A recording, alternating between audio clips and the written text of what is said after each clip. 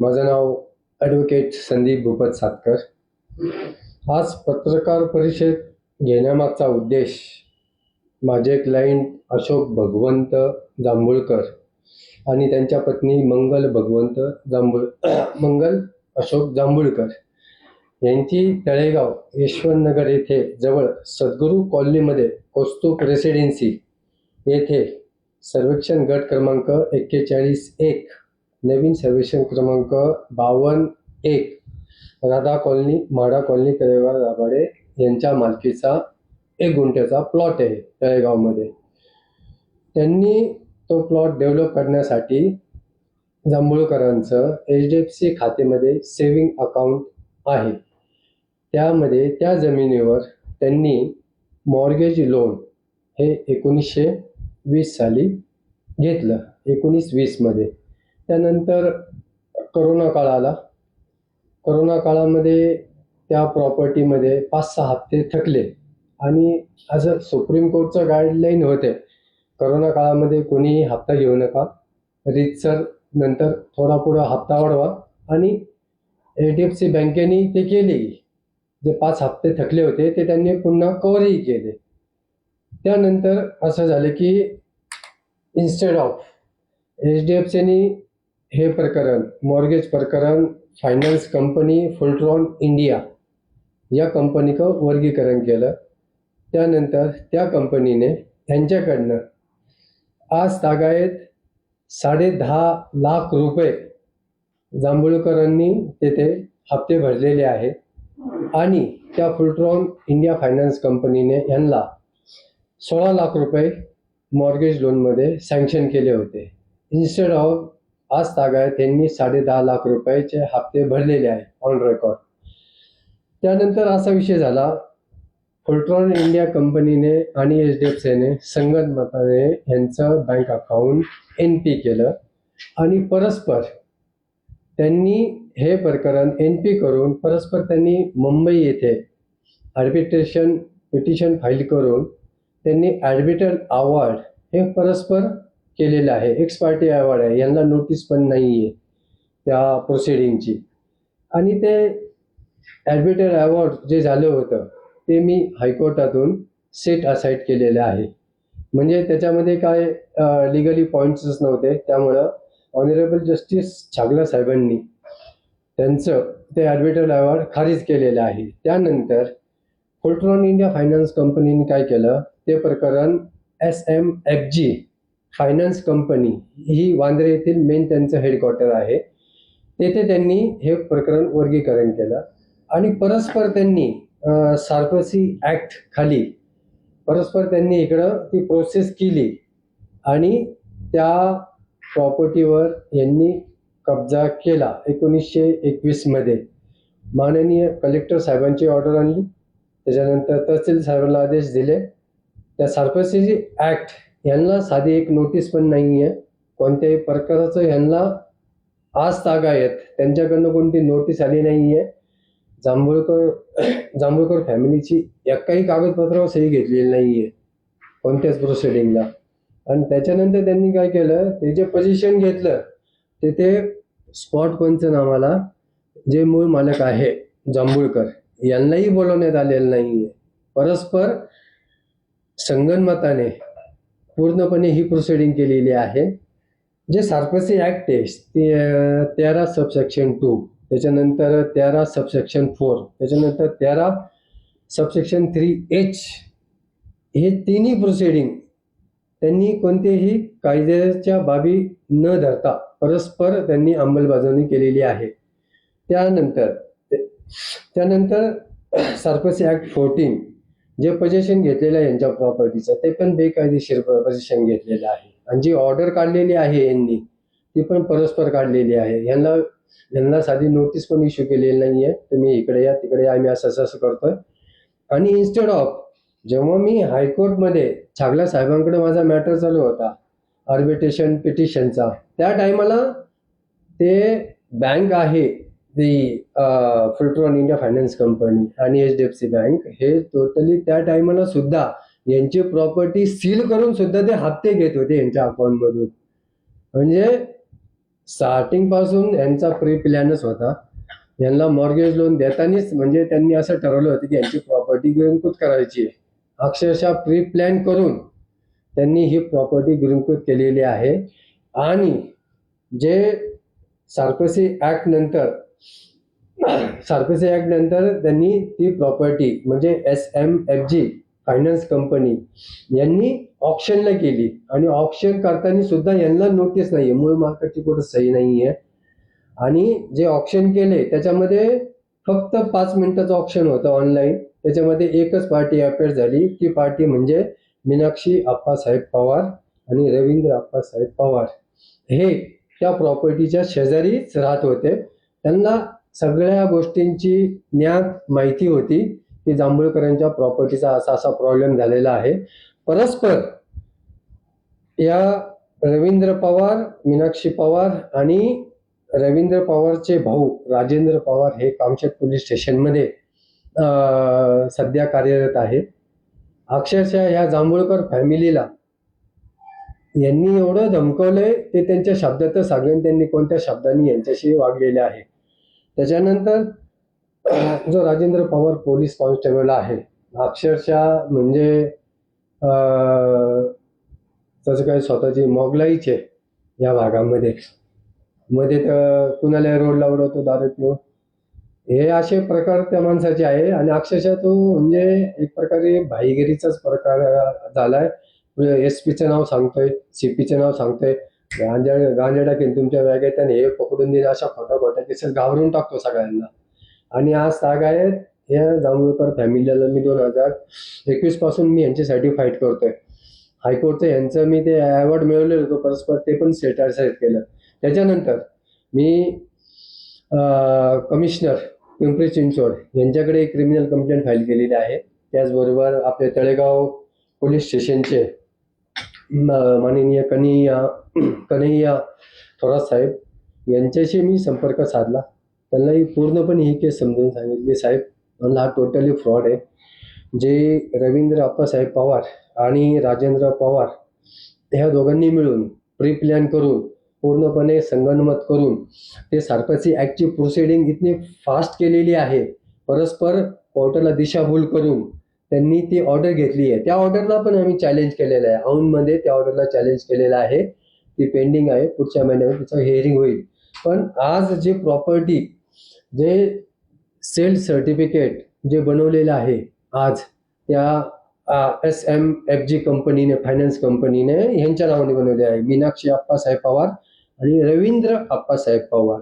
त्याच्यामध्ये clear cut आपण starting पासून त्यांना 450 स्क्वेअर फूट जागाच मॉर्गेज केलेली आहे. आणि त्या मॉर्गेजवरच आपण लोन केलेलं आहे फक्त 16 लाखाचं. आणि इन्स्टेड ऑफ आपण 10.5 लाख रुपये ऑन पेपर आपण एव्हिडन्स आहे 10.5 लाख रुपये भरून सुद्धा आम्ही ते नंतर 16 लाख रुपये पण भरायला रेडी होतो. पण त्यांना ती प्रॉपर्टी बळकवायची होती. परस्पर हा रवींद्र पवार आणि राजेंद्र पवार यांनी संगनमत करून ते सार्कोसी ऍक्ट एवढी फास्ट प्रोसेस झाली की यांना साधी सिंगल नोटीस पण नाहीये. जसं कळलं की आर्बिटर अवॉर्ड सेटासाइड झालेले आहे.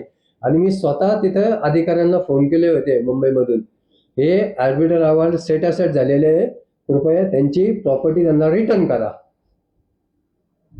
कारण की जे काय केलेलं आहे ते पूर्णपणे बेकायदेशीर आहे. एवढं सुद्धा करून त्यांनी परस्पर न ऐकता एक म्हणजे एकलशाही दादागिरी आणि पूर्णपणे ती प्रॉपर्टी सेल आउट करून टाकली त्या कंपनीने, SMFG कंपनीने. त्यानंतर असा विषय झाला. नंतर याच्या कंप्लेंट मी फाईल केलेल्या आहे सर्व ठिकाणी. त्यानंतर आता काय झालं, तो जो रवींद्र आप्पासाहेब पवार आहे त्याचं जे सेल सर्टिफिकेट झाले आहे ते इलिगल याचे, बोगस याचे. कारण की ओरिजिनल आज पण तळेगाव नगर परिषदेचे प्रॉपर्टीचे डॉक्युमेंट्स काढलं तर यांच्या जांभूळकरांचंच नाव आहे प्रॉपर्टीवर.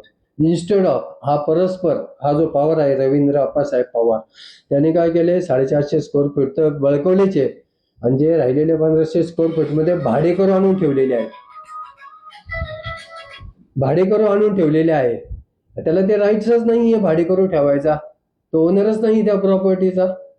आणि ते आता कोण आहे, मी कन्हैया साहेबांच्या कानाविषयी घातलेला आहे. माझ्या कंप्लेंटमध्ये मी सविस्तरपणे लिहिलेलं आहे.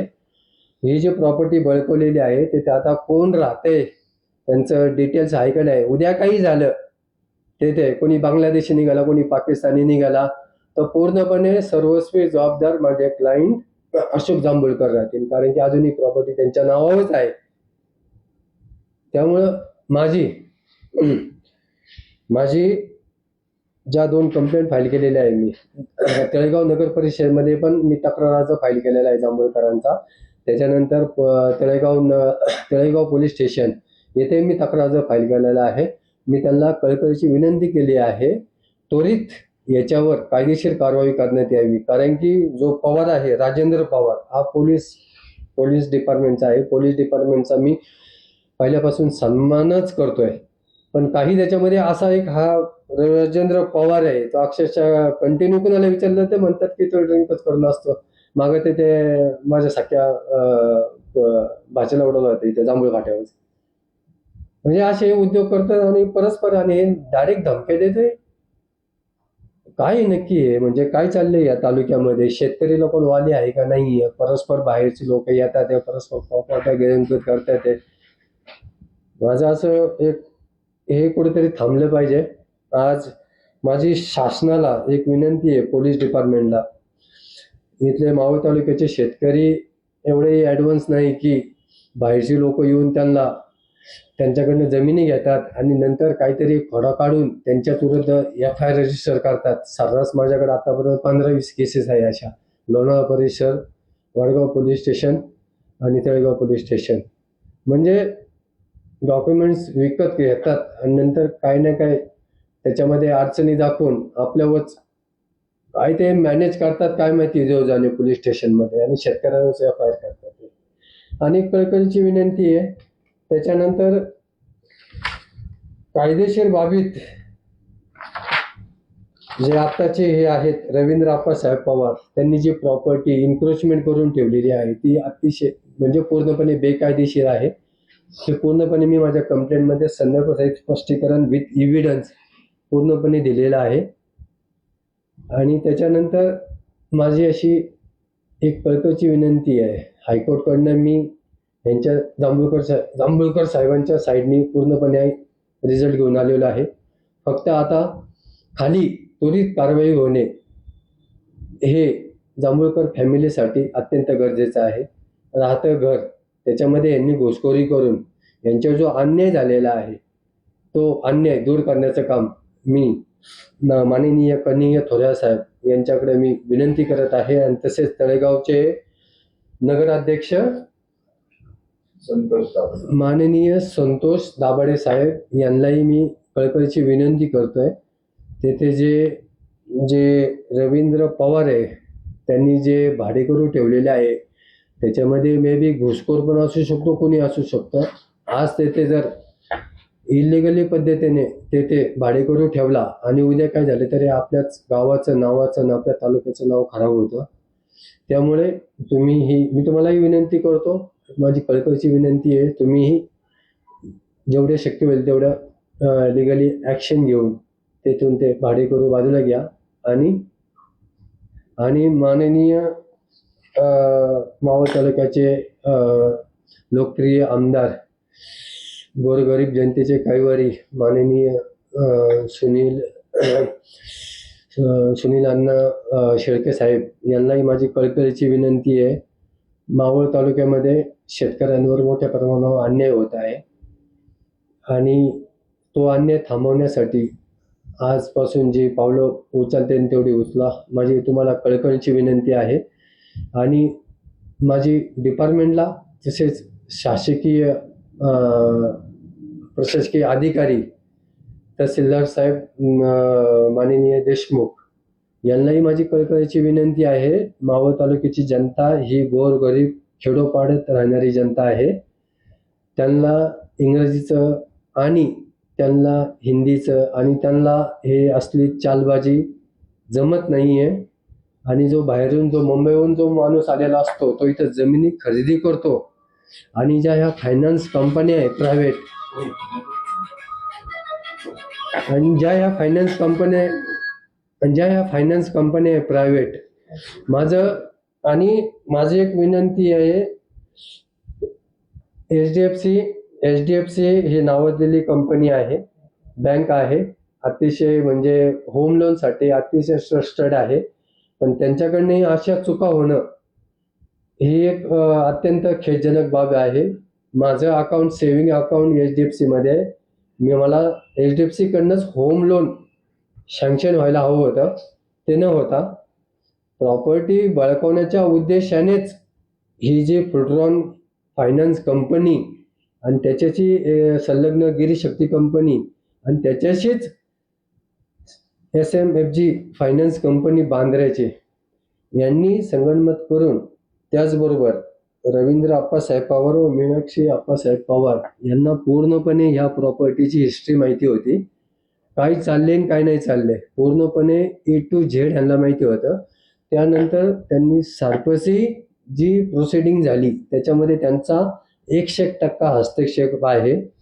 आणि जो रवींद्र पवार आहेत त्यांनी मी तुम्हाला आज एक कन्फर्म सांगतो की त्यांनी जांभूळकरांच्या खोट्या सह्या केलेल्या असल्याशिवाय त्यांचं सेल्फ सर्टिफिकेट बनवू शकत नाहीये. म्हणजे इथे फॉर्जरीचा पण प्रश्न येतोय, चिटिंगचा पण प्रश्न येतोय आणि त्याचबरोबर 120 क्रिमिनल ब्रीच ऑफ ट्रस्ट पण येतोय. त्यामुळे हा गुन्हा गंभीर स्वरूपाचा आहे. त्यामुळे माझं असं स्पष्टपणे मत आहे, या विषयाकडे पूर्णपणे गांभीर्याने घ्यावे. अन्यथा कारण की जांभूळकर 2019-20 पासून फाईट करतात ते माझ्या डोळ्यासमोर सगळा संघर्ष आहे आणि मी माझ्या पद्धतीने जेवढं करायचं तेवढं मी केले. नाईलाजास्तव मला आता ही पत्रकार परिषद बोलवावी लागली. आमदार साहेबांपर्यंत असे विषय गेले पाहिजे, तहसीलदार साहेबांपर्यंत गेले पाहिजे, पुण्याच्या कलेक्टर साहेबांकडे पण गेले पाहिजे, त्याच्यानंतर पिंपरी चिंचवड कमिशनर साहेबांकडे पण गेलं पाहिजे. फक्त तुम्ही शेतकऱ्यांनीच केलंय असं करू नका.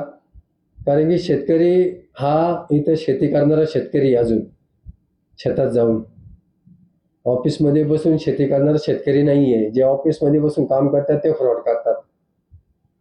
माझी कळकळीची विनंती आहे, आता स्वतः जांभूळकर साहेब तुम्हाला थोडी कल्पना देतील त्यांच्या शब्दांमध्ये. मी HDFC बँकेमध्ये लोन काढायला गेलो होतो. HDFC बँकेने गिरीशक्तीचं सुचवलं की तुमचं लोन फायनान्स कंपनीमध्ये होऊ शकतं, म्हणून गिरीशक्तीच्या मार्फत आम्ही 16 लाखाचं लोन घेतलं आणि 1 BHK होता. तर त्यावरती मी 4 RK असं बांधकाम केलं आणि बांधकाम केल्यानंतर एक 5 वर्ष मी हप्ता भरला. आणि कोरोनाच्या काळामध्ये कंपनीमध्ये पेमेंट वेळेवर होत नव्हता, 4 दिवस लेट व्हायचं. त्यामुळे मला ते 6 महिने हप्ता भरता आला नाही. 6 महिने हप्ता भरला नाही म्हणून मी नंतर मग ज्यावेळेस त्याच्याकडे दुर्लक्ष केलं, हप्ता नाही भरला तरी पुढचे रेग्युलर हप्ते चालू राहिले. पण काय झालं की ती 6 महिने हप्ता भरला नाही, त्याच्यावरती त्यांनी नोटिसा पाठवल्या. तर माझ्या नोटिसा माझ्या घरी न येता फ्लॅटवरती, म्हणजे जिथं माझं घर आहे आणि मी राहायला जांभूळमध्ये असल्या कारणानं मला जांभूळमध्ये एकही नोटीस आली नाही. ऍड्रेस चुकीचा असल्या कारणानं मला नोटीस आली नाही. तिथं ज्या नोटिसा चिटकवायच्या जायच्या घरावरती, मी तिकडे घरी न जाता न गेल्यामुळं काय व्हायचं, तिथले शेजारी राहणारे ते नोटिसा काढतात का पावसाने निघतात का नक्की काय होत होतं ते काय समजलं नाही. पण तिथल्या नोटिसा कधीच आम्हाला पाहायला मिळाल्या नाही. शेजारी पवारच राहतात. शेजारी हे जे पवार आहेत, मीनाक्षी पवार आणि राजेंद्र पवार, हे शेजारी राहायचे. तर त्यांचा म्हणजे ह्याच्यामध्ये नक्कीच हस्तक्षेप आहे आणि असणारच, कारण तिथल्या नोटीस आम्हाला कधीच मिळाल्या नाही. याचा अर्थ काय की त्या नोटिसा शेजारी कोणतरी काढत असेल. आता शेजारी कोण काढतंय, आपण डायरेक्ट जरी त्यांचं नाव नाही घेतलं तर आज त्यांनी प्रॉपर्टी घेतली याचा अर्थ त्यांनीच काढला असणार, याचा मला म्हणजे 100% गॅरंटी आली. तर हे जे लोन आहे 6 महिन्यांना हप्ता भरल्यानंतर जेव्हा नोटिसा यायच्या आणि एक दिवशी काय झालं, डायरेक्ट मला जप्तीचं नोटीस आलं. जप्तीचं नोटीस आल्यानंतर मी सर्व्हिसला असल्या कारण मी कंपनीत होतो. तर कंपनीतून मला फोन आला पोलिसांचा की तुम्हाला असं असं जप्तीचं आलंय. तर मी म्हटलं की मी 5 वाजता येतो. 5 वाजता माझी सुट्टी होणार होती. तर त्याच्या आधीच 3 वाजता पोलीस स्टेशनला पोलीस आले. तहसीलदाराकडनं तहसीलदार स्वतः नव्हते, पण त्यांनी आजकाल असं आहे, प्रत्येक ऑफिसमध्ये ना कॉन्ट्रॅक्टची लोक भरलेली. शासनाचं ह्याच्यामध्ये किती हस्तक्षेप असू शकतो बघा. प्रत्येक ऑफिसमध्ये कॉन्ट्रॅक्टचा माणूस भरला जातो आणि तो कॉन्ट्रॅक्टचा माणूस हे सगळे प्रोसेस करत असतो. म्हणजे तिथं कलेक्टर म्हणजे वडगावातून ऑफिसमधून कॉन्ट्रॅक्टचा माणूस आला आणि तिकडनं पोलीस आले, तर त्यांनी ती जप्ती केली. अशा पद्धतीने त्याच्यावरती हे केलं. आणि माझं ऍक्च्युली 1 BHK म्हणजे एकच आपण लोन काढलं होतं. वरचे जे 4 RK आहे ना त्याच्यावरती लोन काढलं नव्हतं, तरीही तिथलाही ताबा त्यांनी घेतला आणि घेतल्यानंतर ते निघून गेले. मी 5 वाजता गेलो. 5 वाजता पोलिसांना सांगितलं. त्यानंतर मी पोलीस स्टेशनला कंप्लेंट केलेली किंवा असं असं झालं. मला न विचारता त्यांनी माझ्या घरावरती ताबा घेतलाय. माझा याच्या ऑब्जेक्शन आहे, कारण माझे फक्त 6 हप्ते भरले नाही. मी हप्ते भरायला तयार आहे किंवा मला सवलत द्यायला पाहिजे. तर त्यांनी तसं न करता ते म्हणले की तुमचं आणि बँकेचा काय करार आहे ते आम्हाला काय माहित नाही. पोलीस स्टेशन म्हटले की तुम्ही आणि बँक बघून घ्या, आमचा ह्याच्यात काय संबंध नाही. आम्हाला फक्त संरक्षण मागितलं म्हणून आम्ही संरक्षण दिले. मग मी त्यांना म्हटलं संरक्षण त्यांनी मागितलं, मग मला संरक्षण नको का? तर माझी जी जागा आहे फक्त 1 BHKच त्यांनी ताबा घेतला पाहिजे, सगळ्याचा ताबा घ्यायची काय आवश्यकता आहे? नाही म्हटले. मग त्यानंतर त्यांनी सांगितलं की ह्या दिवसामध्ये नवीन कुठला तरी पोलीस आलेला आहे. म्हणजे आमचे सगळे पोलीस पिंपरी चिंचवडच्या शौर्य दिनाला गेले. तिकडे गेलेले आहेत. त्याच्यामुळं हा जो पोलीस आहे, मी म्हटलं हा पोलीस तळेगावचा नाहीच आहे, मग हा इथं कसं काय ह्याला आला? तर त्यांनी सांगितलं की तो तात्पुरता आला होता पोलीस, आणि तात्पुरता पोलीस आला आणि तो त्यांनी दुटी केलेली. म्हणजे तात्पुरता पोलीस आला म्हणजे नक्की काय ते अजून आम्हाला समजलं नाही. कारण ज्या दिवशी आमचा ताबा घेतलाय त्यावेळेस त्याचा पंचनामा आम्हाला मिळाला पाहिजे. तो पंचनामा कोणत्या पोलिसांनी नक्की केला हे समजलं पाहिजे. कारण का तो पोलीस म्हणजे नक्कीच पोलीस स्टेशनचा त्याच्यामध्ये काहीतरी हात आहे, त्याशिवाय हा ताबा मिळू शकत नाही. आणि आता एवढं सगळं ताबा घेतलाय. ताबा घेतल्यानंतर आम्ही बँकेने त्यांचं ऑफिस प्रत्येक वेळेस गिरीशक्तीने काय केलं, आता SMPF कोणती फायनान्स त्या बँकेला विचारलं. म्हणजे मी पुण्याला गेलो, त्यांच्यानंतर दुसऱ्या मुंबईच्या ऑफिसमध्ये गेलो, त्यानंतर कोर्टामध्ये त्यांच्या बँकेच्या साहेबालाही भेटलो, त्यांना सांगितलं. ते म्हणले सेटलमेंट करून घ्या. तर सेटलमेंटला त्यांचं ऑफिस दर 6 महिन्याला बदलतंय. म्हणजे आम्ही काय प्रत्येक वेळेस कुठं नक्की जायचं कुठं हा प्रश्न आहे आम्हाला, की कोणत्या बँकेकडे जायचं आणि कधी जायचं. ही बँक त्या बँकेचं नाव सांगते, ती बँक त्या बँकेचं नाव सांगताय. म्हणजे आम्हाला आमचे ओरिजिनल डॉक्युमेंट्स त्यांच्याकडे आहेत, त्यामुळे आम्हाला काही प्रोसेसही करता येत नाही. कारण ते डॉक्युमेंट्स ओरिजिनल बँकेत असल्या कारणाला आम्हाला नगरपालिकेत नोंदणी करता येत नाही किंवा टॅक्सेस भरता येत नाही. आणि अशा कारणानं काय त्याचा गैरफायदा घेऊन ही प्रॉपर्टी टोटली आता असं आम्हाला कळालं की डायरेक्ट पवारांनी, म्हणजे शेजारी जे आमचे पवार राहतात पोलीस, त्यांनी काय केलं, डायरेक्ट ती बँक खरेदी केलेली. आता ऑप्शन मध्ये खरेदी केली तर म्हणून ऑप्शन झालं कधी तेही आम्हाला माहित नाही. आता कधी झालंय फक्त डॉक्युमेंट्स येतात. मग मी वकिलाकडे ही केस दिल्या कारणानं ते ऑनलाईन चेक करतात, तेच सांगतात आम्हाला कधी झालंय, कसं झालंय, आणि हे सगळं आता समजतंय. म्हणून आम्ही म्हणजे ठरवलं की आपण पत्रकार परीक्षेत घेऊन नक्की काय चाललंय ते समाजासमोर आणूया. कारण आज इतका फ्रॉड चालू आहे की सर्वसामान्य म्हणजे आपलं कामच नाही, गरिबांचं आणि नोकरदारांचं कामच नाही ही परिस्थिती हँडल करणं. अशा पद्धतीचं वातावरण दिसतंय समाजात. मी मंगल अशोक जांभूळकर. कोरोना काळामध्ये आम्ही फुलटन इंडियाकडून हे कर्ज घेतलं होतं आणि त्यातले 6 हप्ते आमचे राहिले होते. 6 हप्ते भरायचे, ते आम्हाला नोटीस आलीच नाही. आणि शेवटी आम्हाला फक्त जेव्हा जप्तीचं लेटर आलं ते तिथं फक्त चिटकवलेलं दिसलं. तरी आम्ही त्यांना चौकशी केली की बाबा ह्याच्या अगोदर आम्हाला एकही लेटर आलं नाही. तर ते म्हटले नाही, ह्याच्या अगोदर आम्ही सर्व लेटर पाठवली होती पण ती घरी आलीच नाही. सामान्य शेतकरी आपल्या पाठीमागं गुरं ढोरं शेती आहे, ह्यामुळे आम्ही काय ते पाहिलं पण नाही. आणि तिथले भाडेकरू आहे ती फक्त मुलं होती शिकणारी, ती मुलं सकाळची जायची आणि संध्याकाळची यायची. त्यामुळे त्यांनी पण त्या नोटिशीची काय दखल घेतली नाही. पण त्यांच्या शेजारी राहणाऱ्या ज्या मीनाक्षी पवार आणि रवींद्र पवार हेच राहत होते, त्यांना आम्ही विचारलं की बाबा कोण आलं होतं का, तर त्या कधी आम्हाला प्रतिसाद दिला नाही की बाबा कोणचं लेटर आलं होतं का तुम्हाला विचारत होतं. आणि अशा वेळी डायरेक्ट जप्तीचं लेटर आलं.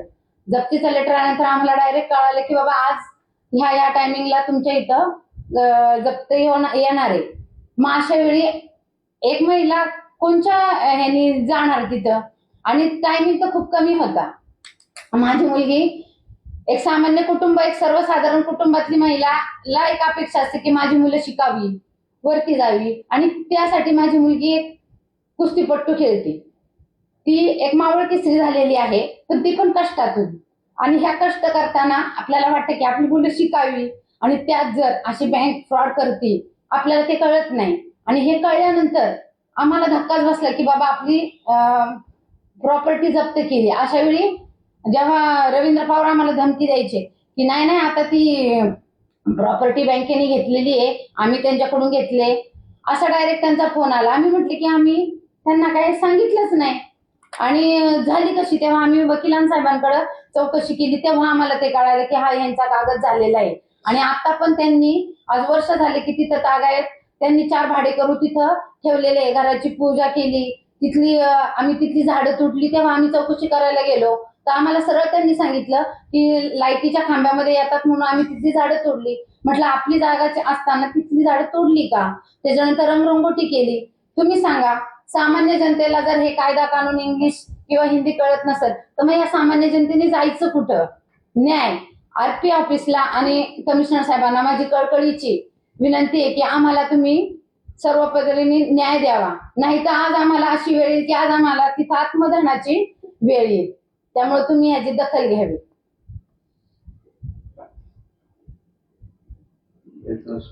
जांभूळकर, तुम्ही स्थानिक आहात पवारला म्हणजे पवार जे आहेत ते पवार कुठले आहेत प्रॉपर, काय सांगाल त्यांच्याविषयी? कुठले ते सांगता येणार नाही, पण पोलीस आहे नक्की. आता तुम्ही मावळ मधले स्थानिक असून सुद्धा तुमचे सगळं मित्र परिवार किंवा नातेवाईक मावळ मध्ये खूप असतील, या सर्वांची मदत घेऊन तुम्ही त्यांना तुमच्या घरातून हुसकून लावून पुन्हा ताबा घेण्याचा प्रयत्न का केला नाही? सामान्य माणूस कायद्याला घाबरतो. उद्याच्याला जर काय झालं तर आपल्याला कोणी साथ देणार नसतो, आणि आपल्याकडे इतका पैसा नसतो की पैशावाल्याला आपण फाईट देऊ शकतो. पण तुमची एवढी सगळी केस झाल्यानंतर तुम्ही एसपी साहेबांना किंवा तळेगावचे जे उपविभागीय अधिकारी आहेत आयुक्तालयातले, त्यांच्याकडे तुम्ही कंप्लेंट का केली नाही की असं झाले, आणि तुमचा पोलीस अधिकारी त्या ठिकाणी दादागिरी करून त्याच्या भावाच्या बाजूने मांडून आम्हाला पोलिसी खात्याला तुम्ही सगळं बळकावून जाते, अशा प्रकारचे एखादा अर्ज किंवा तक्रार तुम्ही त्यांच्याकडे केली होती? आम्ही तक्रारी 2-3 वेळा तक्रारी केल्या.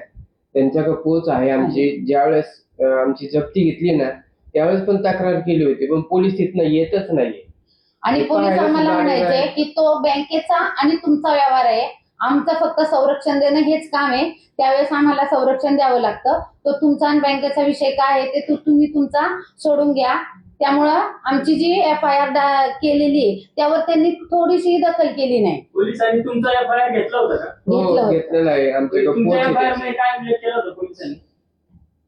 FIR नाही, कंप्लेंट. Complaint. साधी NC घेतली. साधी NC ते ऍप्लिकेशन मीच केलं होतं पूर्वी. पोलीस समजा, पोलीस त्यानंतर तळेगाव नगर परिषद किंवा मावळचे तहसीलदार आणि एकूणच यंत्रणा हे सगळे संगनमत करून यांचं घर बळकावू पाहत आहे असं वकील या नात्याने तुम्हाला वाटतं का? काय?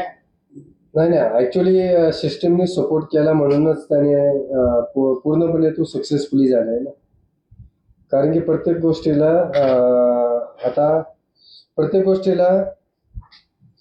गोष्टीला पोलिसांची मदत लागते, प्रत्येक गोष्टीला शासकीय कर्मचाऱ्याची मदत लागते, त्याच्याशिवाय ते डॉक्युमेंट्स बनत नाही. आणि हे जे आहे, हे जे बेकायदेशीर यांनी जी प्रक्रिया राबवलेली आहे, ऍक्च्युली त्यांनी कोर्टाची दिशाभूल केलेली आहे.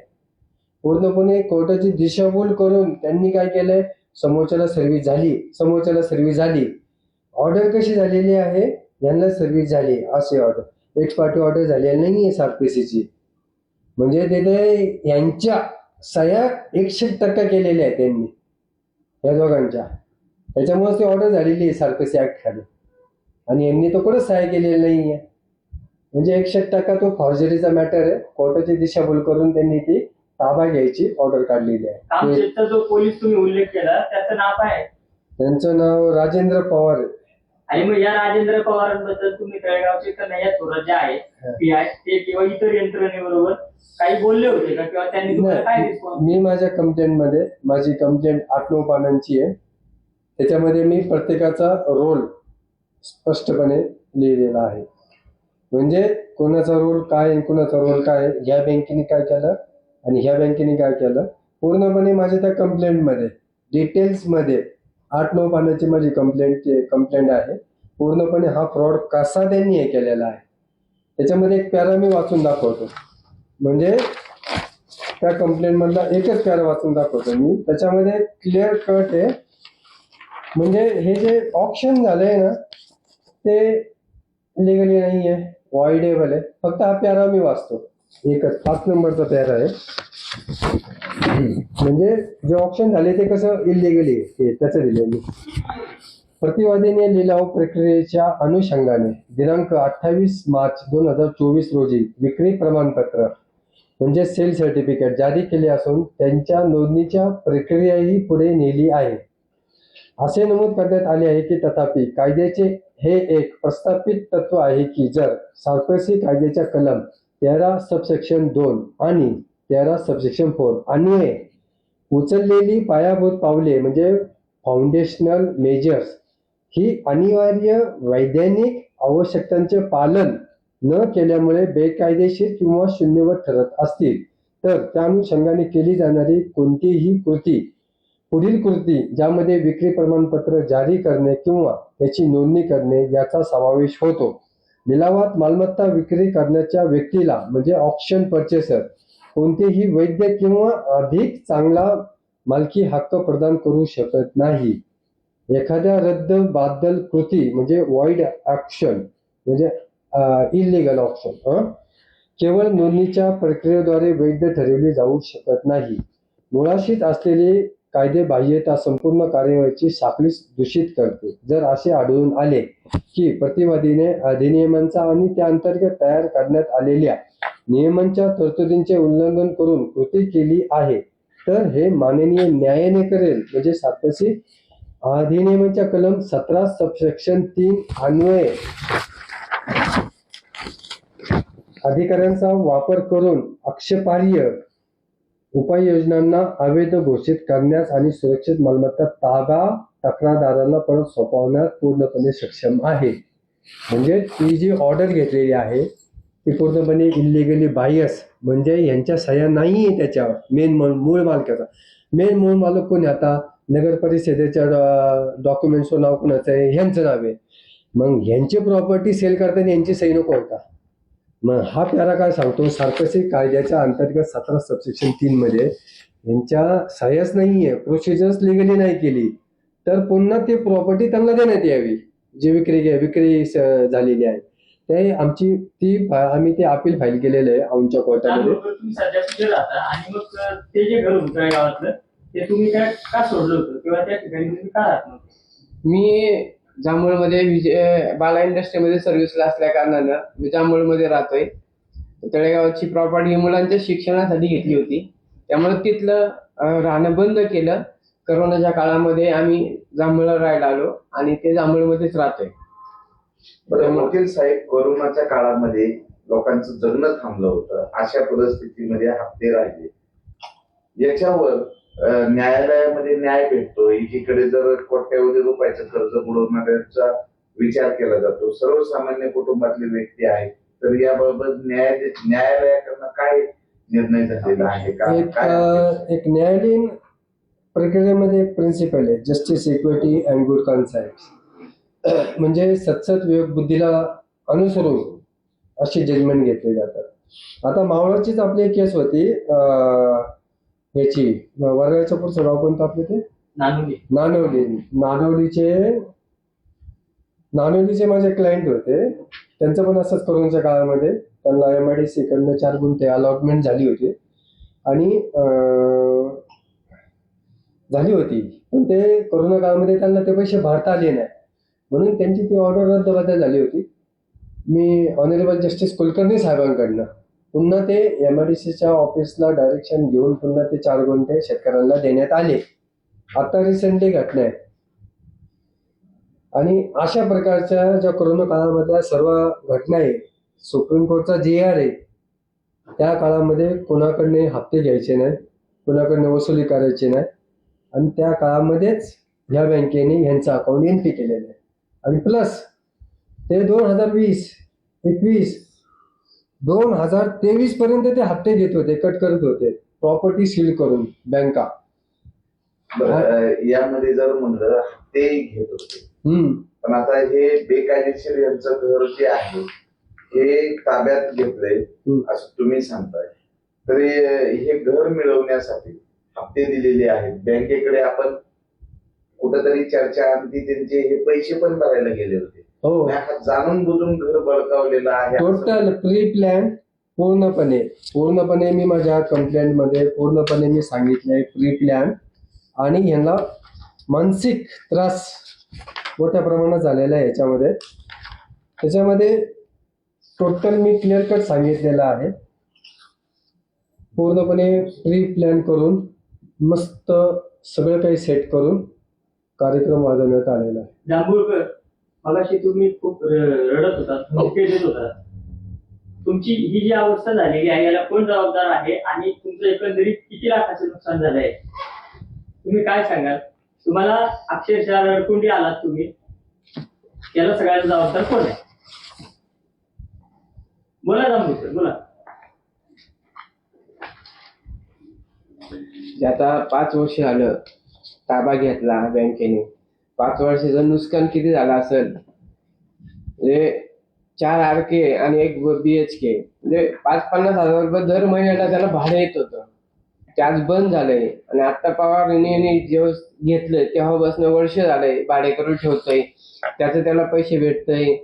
आणि तो आज सांगतोय की पैशाशिवाय किंवा वशिल्याशिवाय हे शक्य नसतं, तू आता काहीच करू शकत नाहीये, मी घर घेतलेलं आहे, ऑनलाईन घेतलेलं आहे, असं म्हणजे अशा धमक्या देऊन तो आपला आज जिरवाई बघतो आमची. तो तिथल्या लोकांना आणि ह्यांना सांगतोय की त्याचं काय राहिलंय, तेव्हा ती जागा मी घेतलेली आहे. त्यांची आई जी मीनाक्षी पवार आहे ती पण तिथल्या महिलांना सांगतेय की नाही तिचं काहीच नाहीये, आता ती जागा आमची प्रॉपर्टी झालेली आहे. आणि ऍक्च्युली फुलटरनी काय केलं, आमची जी जागा आहे ती सील केल्यानंतरही आमच्या बँक खात्यातून त्यांचे जो 22-21 हजाराचा हप्ता आहे तो कट होत होता.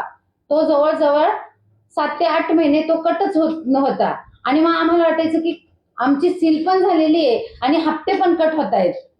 आणि जेव्हा आम्ही पैसे घेऊन राहिलेले हप्ते त्यांच्याकडे द्यायला गेलो तर ते म्हटले आम्ही आता घेणार नाही. नीट म्हणजे आता तुमचं अकाउंट नीट झालेलं आहे, आता तुम्हाला आता भरता तुमच्या येणार. आणि त्यानंतर आम्ही ते पैसे भरायला गेलो तर ते खात्यातले पैसे म्हणजे बँकेत गेल्यानंतर म्हटले ते तिकडे ट्रान्सफर होत नाही. तुम्ही जसं रडताय ना जांभूळकर, अशाच प्रकारे अधिकाऱ्यांसमोर रडून वगैरे तुम्ही जर केस मांडली त्यावेळी त्यांच्याही मनाला पाजर फुटला आहे का तुमचं हे सगळं ऐकून? काय सांगाल? मी ज्यावेळेस तहसीलदार साहेबांकडे गेलो होतो, त्यांनी बँकेच्या लोकांना बोलून घेतलं होतं. बोलून घेतल्यानंतर त्यांना जे काय सांगत होते तर ते त्यांना काय सांगितलं मला तेच काय कळलं नाही. ज्यावेळेस मी त्यांच्या संग चर्चा करत होतो मला म्हणले व्हिडिओ शूटिंग काढू नका. आणि सामान्य वेळेस काय व्हिडिओ शूटिंग काढायचं, फक्त मोबाईल आला होता म्हणून मी मोबाईल बाहेर काढला होता. तर माझा आरोप केला की तुम्ही आमची शूटिंग काढताय म्हणून. म्हणजे सरकारी शासनामध्ये सामान्य लोकांना किंमतच दिली जात. लोन किती क्षेत्रावरती होतं आणि आता तुमचे क्षेत्र किती गेले? लोन फक्त 1 BHK 1 RK वरती लोन होतं. 450 स्क्वेअर फुटवर लोन काढलं होतं. आणि त्या लोन मध्येच मी वरती 4 RK बांधकाम केलं होतं. म्हणजे माझी मालमत्ता फक्त बँकेकडं 1 BHK वरची मालमत्ता त्यांच्याकडे नाही ताब्यात. तरी पण त्यांनी तो ताबा घेतलाय. त्यावेळेस मी सांगितलं हा तुमचा याच्या संदर्भामध्ये याचं तुम्ही बँकेशी बोलणं केलं का की बाबा असं काय करतात? बँकेशी बोलणं केलं त्याच्याशी. बँक म्हटले की तुम्हाला तो ताबा देतो म्हटले. पण म्हणजे बँक सतत म्हणजे ह्या बँकेकडनं त्या बँकेकडनं त्या बँकेकडनं जामीन नक्की कोणाकडून मागायचं ना. ते झाले. ते जे होते ना SMFG चे बँकवाले, त्यांच्याशी मी त्यांच्या वकिलाशी मी बोललो होतो. म्हणलं तुमचा संबंध फक्त 250 स्क्वेअर फुटाशी आहे, बाकीच्या प्रॉपर्टीशी तुमचा काही संबंध नाहीये. त्यानंतर ते बोलले तुमचं ती बाकीची प्रॉपर्टी आम्ही तुम्हाला ओपन करून देतो. पण नंतर काय झालं, हे जसे पिक्चर मध्ये आले हे पवार, त्याच्यानंतर त्यांनी पूर्णपणे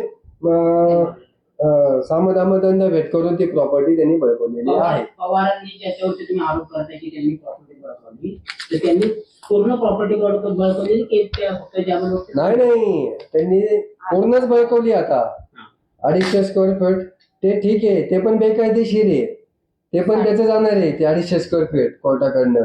पण हे जे बाकीचं राहिलेलं आहे ते पण त्यांनी बळकवलेलं आहे आणि तिथं भाडेकरू ठेवले. ते भाडेकरू कोण आहे कोण माहिती? जांभूळकर परिवाराची पुढची भूमिका काय असणार आहे त्याच्यामध्ये? न्यायासाठी तुमची काय पुढची भूमिका असणार? आता शासनाला एवढीच विनंती आहे आरपी हाऊस त्या अधिकाऱ्यांना की आम्हाला आमचं जे हक्काचं आहे, जे कष्टाचं आहे ते आम्हाला तुम्ही द्यावं. नाहीतर आता आम्हाला एवढंच आहे की आम्ही तुमच्या ऑफिसमध्ये येऊन आमचं आत्मदहन करावं, हीच आता लास्ट आमच्याकडं हे राहिले झालेली. तरी मी आभार मानतो तुमचे. धन्यवाद. हे बघा मुळामध्ये थांबा.